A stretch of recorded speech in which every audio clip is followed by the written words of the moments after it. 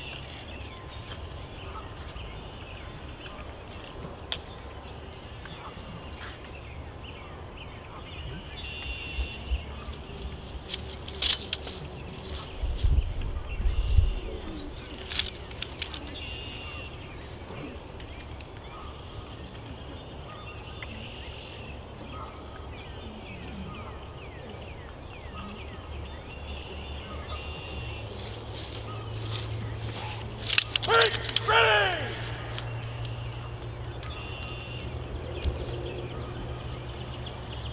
Present! Fire!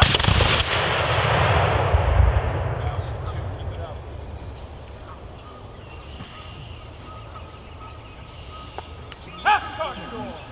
Fire!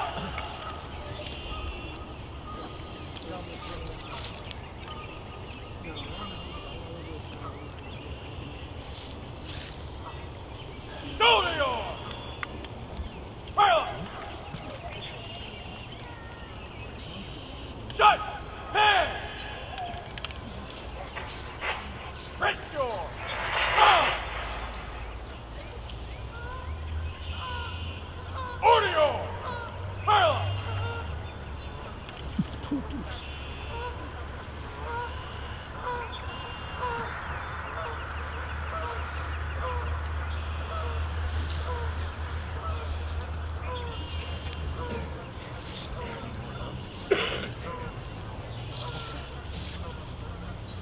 Giant! Take care! Rest your! Fire!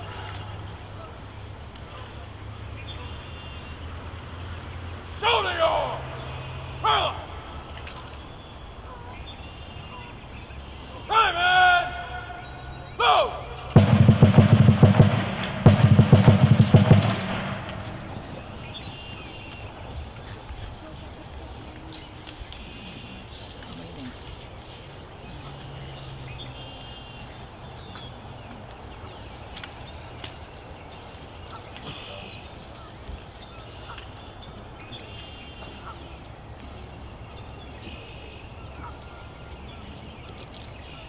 Shoulder your!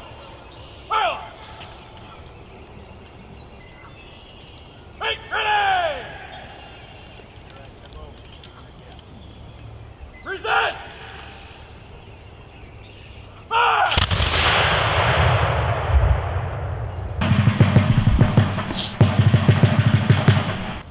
Shoulder your!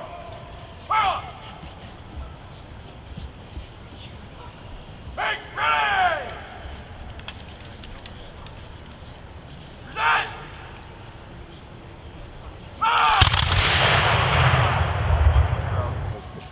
Fire! Make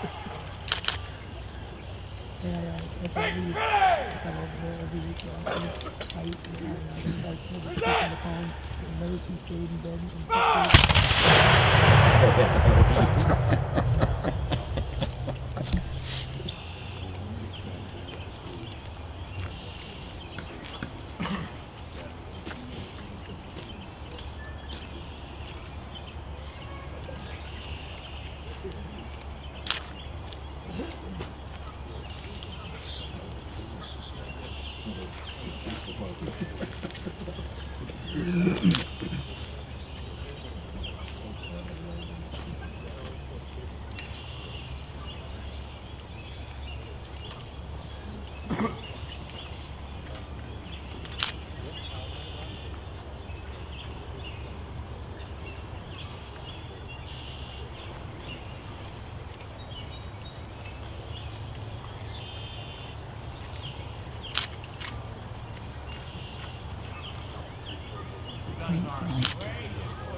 Two guys, proceed. Two guys, ready.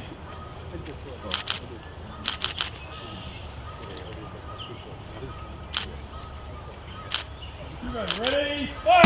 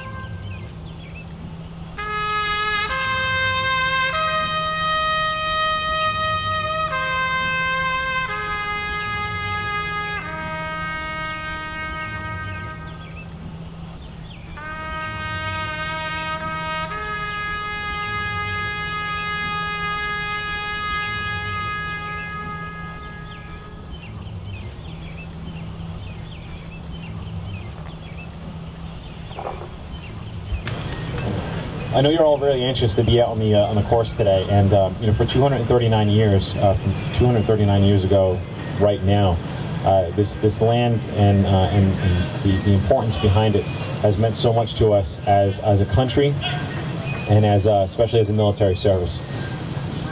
The historical significance of where we are and what you're about to do is really amazing in and of itself. It isn't just about the historical significance, but it is about what I talked about earlier on, which is resiliency in action. No matter how many times someone knocks you down, we could certainly just stay down, and because it's easy. Someone kicks you down, I'm just going to lie down and say the heck with it. No, every single one of you here, from the ruckers to the supporters, to our fallen and the reason why we're here, you're standing up for something. Whatever it may be, you're standing up for something. Someone knocks you down, and you get up. And that's the most important part.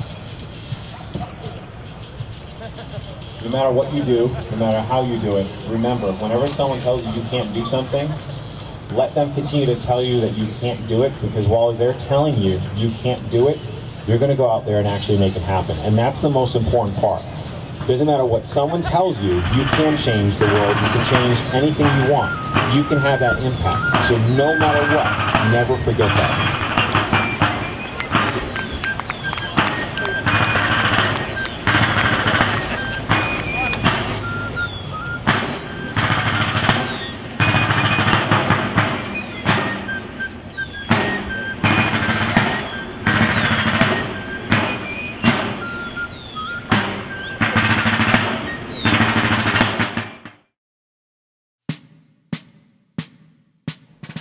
Every American town must have a Heritage Day.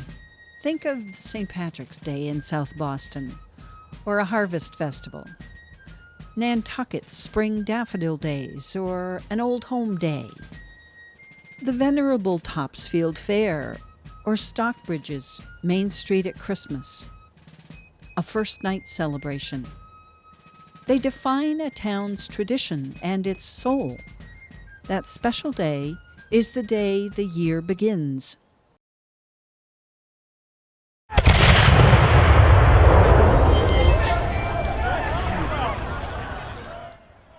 In Concord, the year begins with Patriots Day.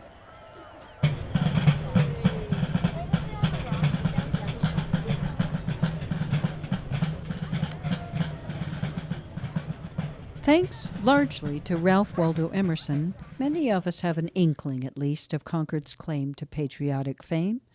Its rude bridge arching the Concord River flood, the embattled farmers who stood and, defending their military stores, faced off against their own king's army and fired the shot heard round the world. Not surprising, then, Patriots Day in the birthplace of the American Revolution is much more than a single event. There's a Lions Club pancake breakfast, special offers at the Concord Museum. The Minuteman National Park plays a major coordinating role. By mid-April, every single street in town has been swept clear of winter grime. Flower beds, still dormant, have been raked. And the empty landscape around the North Bridge wakes first to a studious tour group or two. Then buses arrive with more visitors. Anticipation mounts as the Liberty Ride begins shuttling tourists between Concord and Lexington. The town mounts flags along its main streets, and along the parade route, homeowners hang out their bunting. Sites that mark this historic event are found today along busy roads. But without sound, the landscape keeps its history.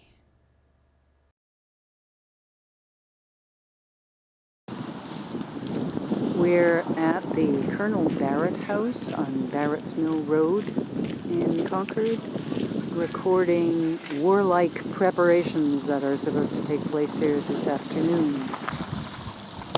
The reenactors are arriving, the people are arriving, the Park Service is trying to cope with an extremely wet driveway. And lots of cars.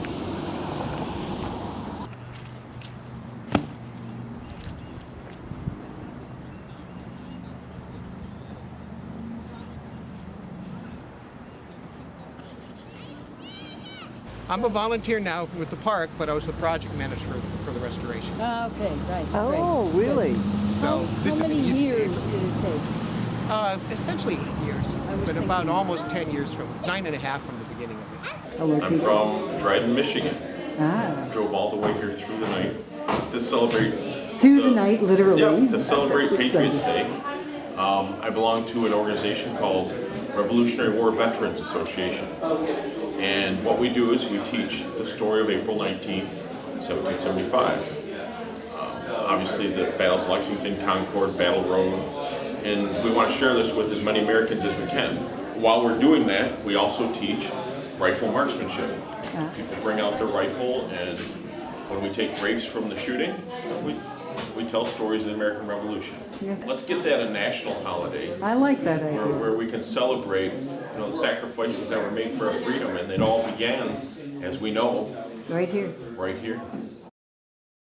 Many, many people are contributing to this effort, and you'll be the next one. So, Mr. Hurley, by your leave, we are mustering the youngsters for some drill. If you could, Oh, by all means, please Excellent. have this young man roll the cartridge. Here, Muskets will be issued there's the outside. cartridge that you rolled. You may take that with you. Make. Ready. Read. Send. Fire. Priming loads. Silence.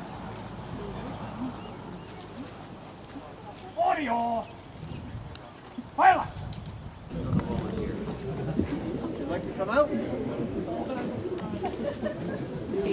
See anyone out there who's the enemy? And then when I yell fire, we're all going to yell bang.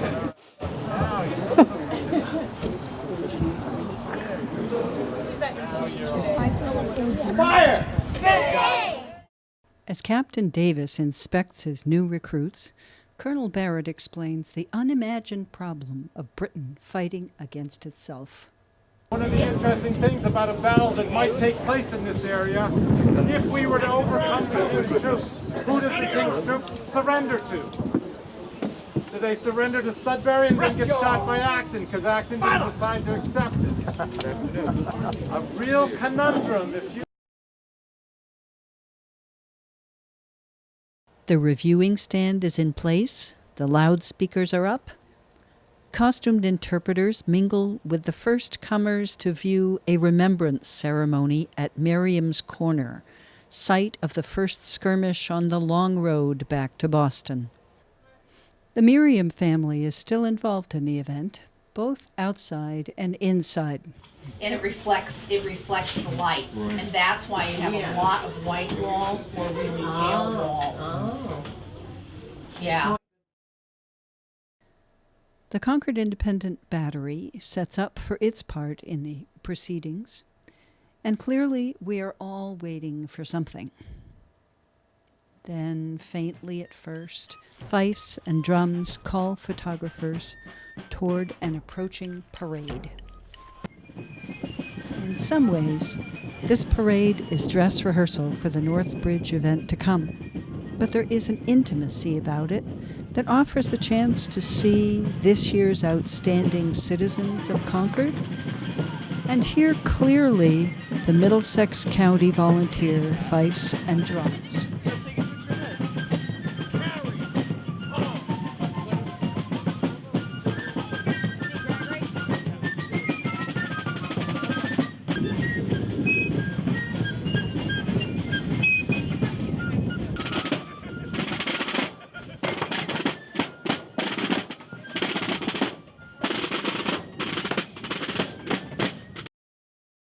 Then it is time for a final inspection, and the ceremony begins. Number 2 gun, ready! Fire! Number 2 gun, cease firing.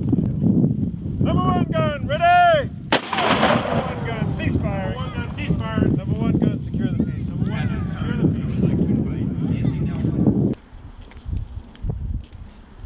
Led by the Bedford Battle Standard, representatives march slowly to the stone that marks the first encounter along the battle road. There they set a wreath in remembrance of those who died.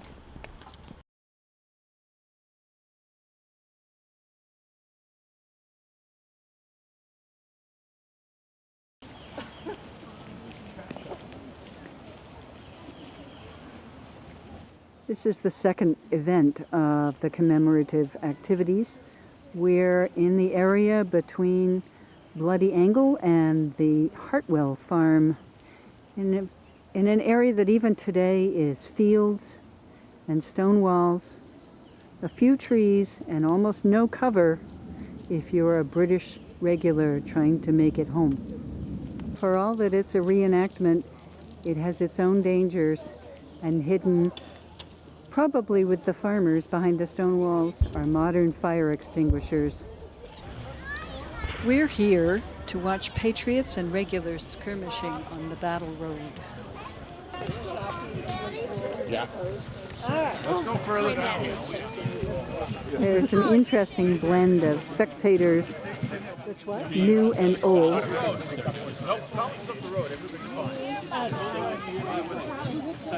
And once we get everybody behind the ropes, we step into those openings there. About 1 o'clock in the afternoon when these actually happened. And it was a Wednesday, and a day sort of like this, you know, not too warm, not too cool. Very sunny now.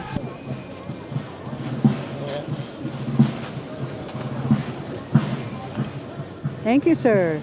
And your name is? Jameson. Nice to meet you, sir. Nice to meet you. Honored to be in your presence. Well, we all have to do our part for the effort. What town do you hail from? Lexington. Lexington, aha, you've marched a ways already today. I have, and I'm marching all night. I'm sorry to hear that. Well, Godspeed. I'll do what it takes. And then the British fell back into Concord, kind of gathered everyone together, and they marched back towards Lexington. So they're going to walk right here, right? They're going to walk right in front of us. Right? So do they stop anyone with their banners? You have to take a picture of them if you can get over there. Is your husband a British regular? Yes, please. What regiment's he? He's in the 10th. How long has he been a reenactor? A whole year. Really? Yes. He and did you've this been to a last number year. of places already. Why are there British Minutemen? What happened?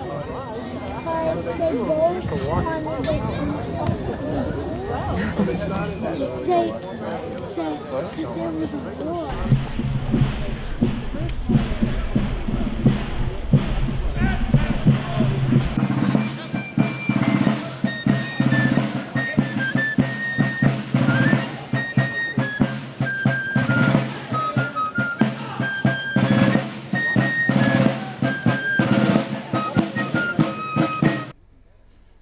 Action beginning, mounted British officers head back along the road toward Boston.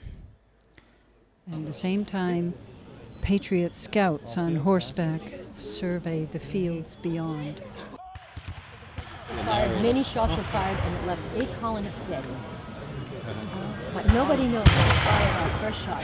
To this day, it's still a mystery, exactly.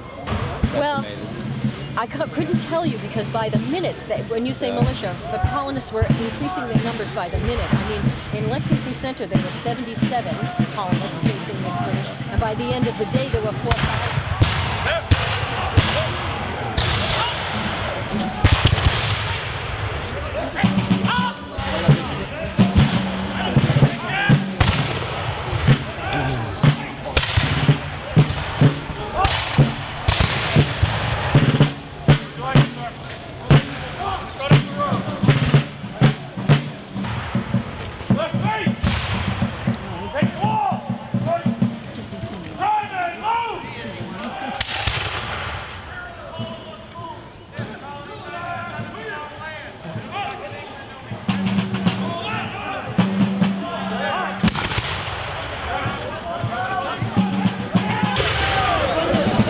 Apparently you're not willing to get enough to even know why you're fighting. I'm not surprised. This is what I think of you people right here.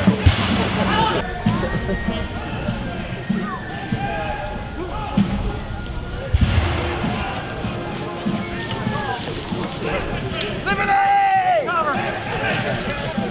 Go back to England! As Minutemen constantly harry the regulars, British discipline is put to the test. Kind of Good volley, lads. Right, ready! Three, down! Fire! Back up, Carla! Zelda! Set, 10! Left back! 10! Left, march! Left, clear!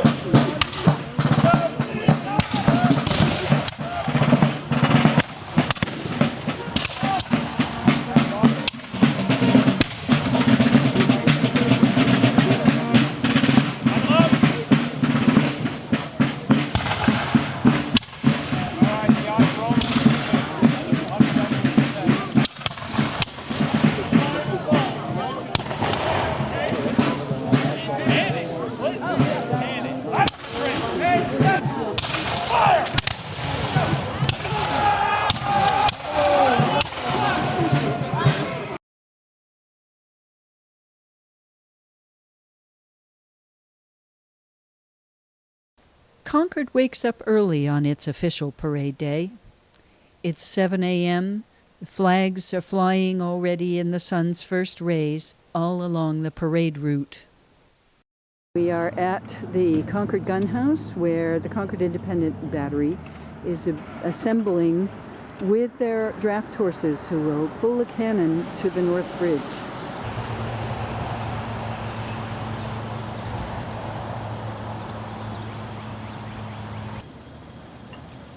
Can I ask you where Drafty Hill Farm is? That's not actually the name of our farm. There's the last people owned it. That was in Maine, but we come from Barnton. There's time for a last snack, a quick curry, and a chickadee song before they start a very hectic day. Early morning spectating is a hungry job, and there's a brisk business in donuts and coffee at the Old Manse as spectators make their way toward the bridge, where they will be jockeying to find the perfect spot to watch coming events. Not so different, really, from 1775. In the Old Manse, the minister's house next to the North Bridge, the family of William Emerson climbed the stairs to the second floor. They could hear the sounds of yelling, of horses, of orders. And as they approached the window that looked over the bridge, they knew something earth-shaking was taking place. Something very scary that would change their lives. Am I right that you're members of His Majesty's 5th Regiment of Foot? That's right. Well, I congratulate you for having a chance to hang out with the Patriots at the Old Manse. How long have you been reenacting, if that's the right word? Oh, all different times, you know. I mean, I've been doing reenacting for 20 years, not just the, revolutionary, but other periods as well. Yeah. Other gentlemen here have been even longer than myself, but we do it because we want to bring history to the people. By 8:15, the National Park attendants are notifying visitors that the bridge is about to be closed to foot traffic. Regulars and colonials are sorting themselves out, along with their battle standards. And the kayaks are waiting for something exciting to happen. Arriving boats come in all shapes and sizes, looking for ever better camera angles. How's that going? What makes me think he's taking pictures? We got some amazing shots of him yesterday, crouched behind with his musket, actually firing at the British while the fray was over going Hartwell. on. Mm-hmm. It came out really nice. That's great. not yesterday, Saturday. Miles, sir, would you mind Yeah. turning around for just a moment? I Oh, just no. wanted to say I'm good not- morning to you before Thank you. you. I'm not quite together yet, but Well, I know, I'm but getting that's there. part of the interest. That's Thank right. you. We're going to be victorious. Aren't you? We're going to run those regulars out of town. May God continue to bless the United States of America. They obviously trained yesterday. That's beautiful. That's kind of cute, isn't it?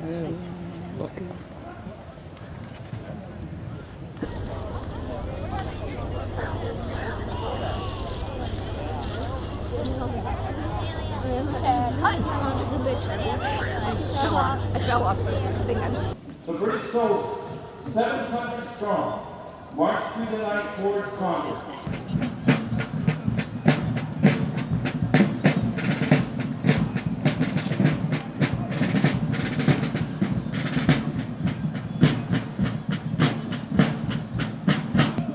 As His Majesty's forces retire across the North Bridge, minute companies march into view. And then they face off to exchange volleys. First the regulars, and then the Minutemen.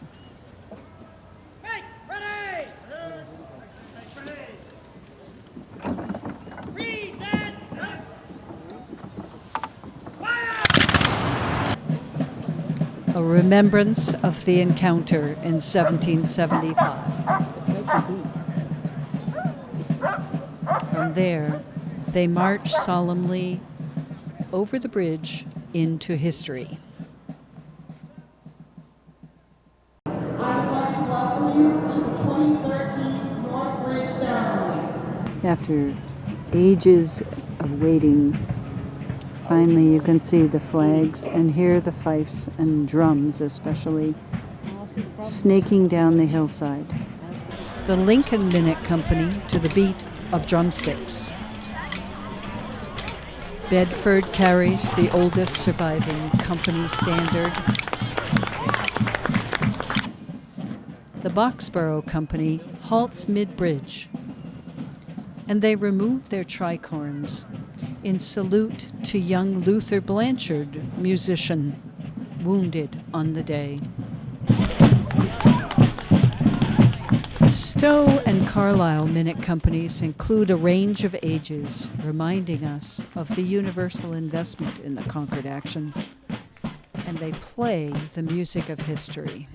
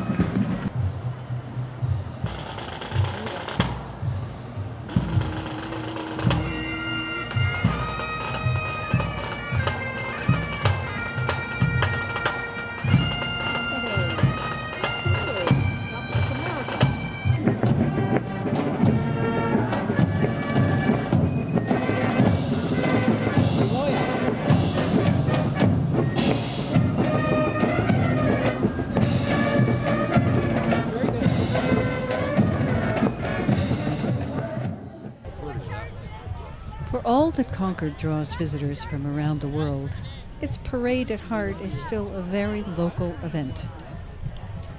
Participants include Orchard House volunteers, red-capped friends of the Minuteman National Park, Concord Cub Scouts and area Girl Scouts, and Concord's own Fen School marching band.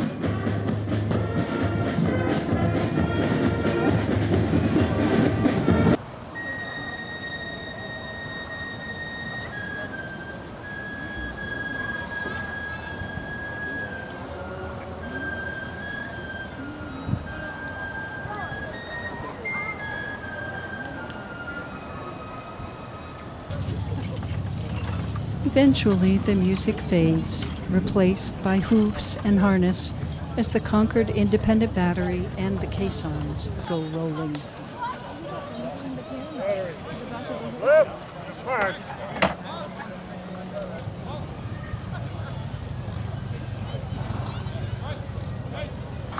Another Patriots Day in Concord becomes memory, but remembrance echoes.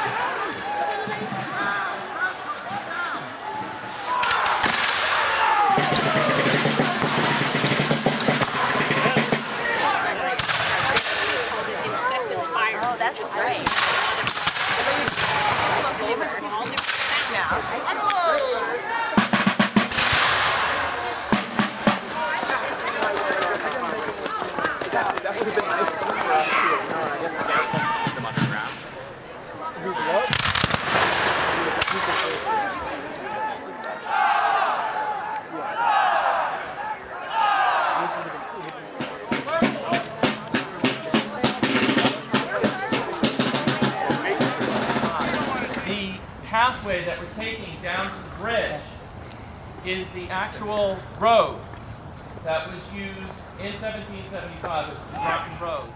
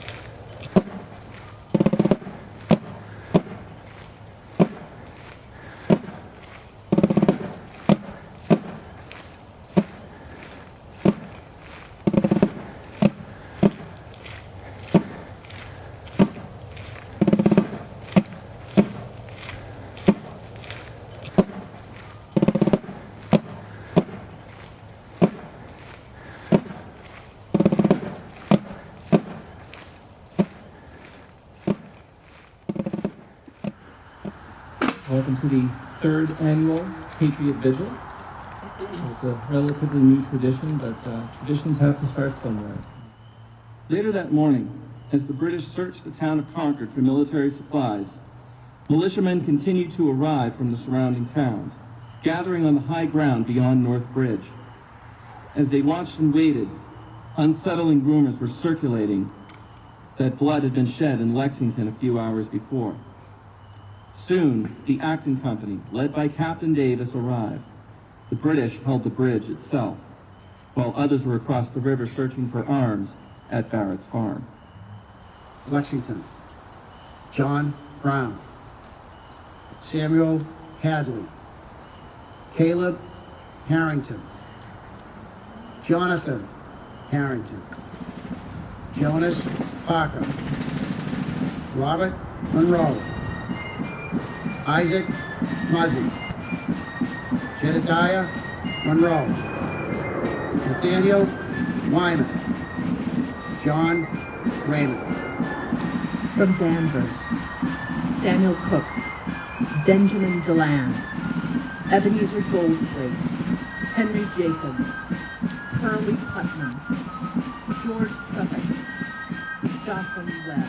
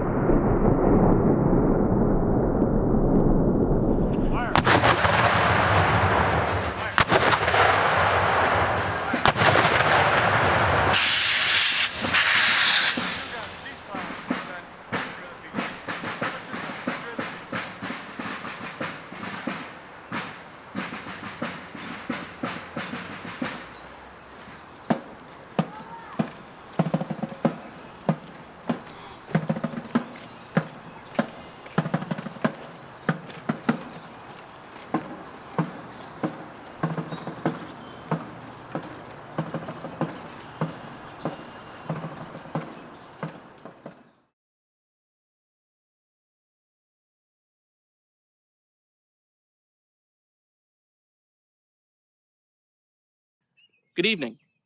My name is Jim Hollister, a park ranger here at Minuteman National Historical Park. Tomorrow is April 19th, the 245th anniversary of the battles of Lexington and Concord. Patriots Day, as the holiday is known here in Massachusetts, has been celebrated for centuries with patriotic speeches, parades, ceremonies, and battle reenactments. However, to those who lived through the events of April 19th, 1775, it must have been a somber anniversary, perhaps bringing to mind the last day they saw a beloved father, son, husband, or brother. But tinged with pride, knowing that from their personal loss, a new nation was born. Tonight, in the video that follows, we shall reflect upon the cost of war as volunteers read the names of those who fell on the ever-memorable 19th of April. I, Hannah Layton of Acton, testify that Isaac Davis, who was killed in the Concord fight in 1775, was my husband. He was then 30 years of age. We had 4 children. The alarm was given early in the morning, and my husband lost no time in making ready to go to Concord with his company. A considerable number of them came to the house and made their cartridges there. The sun was from 1 to 2 hours high when they left for Concord. My husband said little that morning. He seemed serious and thoughtful, but never seemed to hesitate as to the course of his duty. As he led the company from the house, he turned himself round and seemed to have something to say. He only said, "Take good care of the children," and was soon out of sight. In the afternoon, he was brought home a corpse. He was placed in my bedroom until the funeral. His countenance was pleasant and seemed but little altered. The bodies of Abner Hosmer, one of the company, and of James Hayward, one of the militia company, who was killed in Lexington in the afternoon, were brought by their friends to the house, and the funeral of all three was attended together. The news reached us about 9:00 a.m. The East Company in Needham met at my house as part of the military stores were deposited with me. They there supplied themselves, and by 10 o'clock all marched for the place of action with as much spirit and resolution as the most zealous friends of the cause could have wished for. We could easily trace the march of the troops from the smoke which arose over them, and could hear from my house the report of the cannon and the platoons fired by the British. The Needham Company was soon on the ground, but unhappily being ignorant of what are called flank guards, they inserted themselves between them and the main body of the British troops, in consequence of which they suffered more severely than their neighbors who kept to a greater distance. In the evening we had intelligence that several of the Needham inhabitants were among the slain, and the next morning it was confirmed that 5 had fallen in the action and several others had been wounded. It is remarkable that the 5 who fell, all of them had families, and several of them very numerous families, so that there were about 40 widows and fatherless children made in consequence of their death. I visited these families immediately, and with a sympathetic sense of their affliction, I gave to some the first intelligence they had of the dreadful event, the death of a husband and a parent. The very different manner in which the tidings were received discovered the very different disposition of the sufferers. While some were almost frantic in their grief, others received the news with profound silence, as if in a consternation of grief they were incapable of shedding tears or uttering sighs or groans. Lexington lost 10 men on April 19, 1775. Those 10 men were John Brown, Samuel Hadley, Caleb Harrington, Jonathan Harrington, Jonas Parker, Robert Monroe, Isaac Muzzy, Jedediah Monroe, Nathaniel Wyman, and John Raymond. From Acton, Captain Isaac Davis, Abner Hosmer, James Hayward. From Sudbury, Deacon Josiah Haynes, Asa Hale Reed, Thomas Ben. From Bedford, Captain Jonathan Wilson. From Brookline, Isaac Gardner. From Woburn, Daniel Thompson and non-combatant Asahel Porter. Monotony, current-day Arlington, John Hicks, William Marcy, Moses Richardson, Jason Russell, Jason Winship, Jabez Wyman. From Danvers, Samuel Cook, Benjamin Deland, Ebenezer Goldthwaite, Henry Jacobs, Pearlie Putnam, George Southwick, Jotham Webb. From Beverly, Reuben Kennison. From Lynn, William Flint, Thomas Hadley, Abineo Ramsdell, Daniel Townsend. From Salem, Benjamin Pierce. From Charlestown, Edward Barber, James Miller. From Dedham, Elias Haven. From Medford, Henry Putnam, William Pauley. From Watertown, Joseph Coolidge. From Needham, John Bacon, Nathaniel Chamberlain, Amos Mills, Elisha Mills, Jonathan Parker. And the British dead, killed or died of their wounds on April 19th of 1775. Lieutenant Joseph Knight, Lieutenant Edward Hull, Privates John Titmus, Thomas Smith, Patrick Gray, James Davis, John Buchanan, Thomas Maud, Samuel Cotton, James Wormley, John Maidenant, William Dalhunty, Patrick Hackett, David Dean, William Babcock, Patrick Cunningham, Daniel Brown, and additionally 56 killed and 26 missing, their names unknown to us.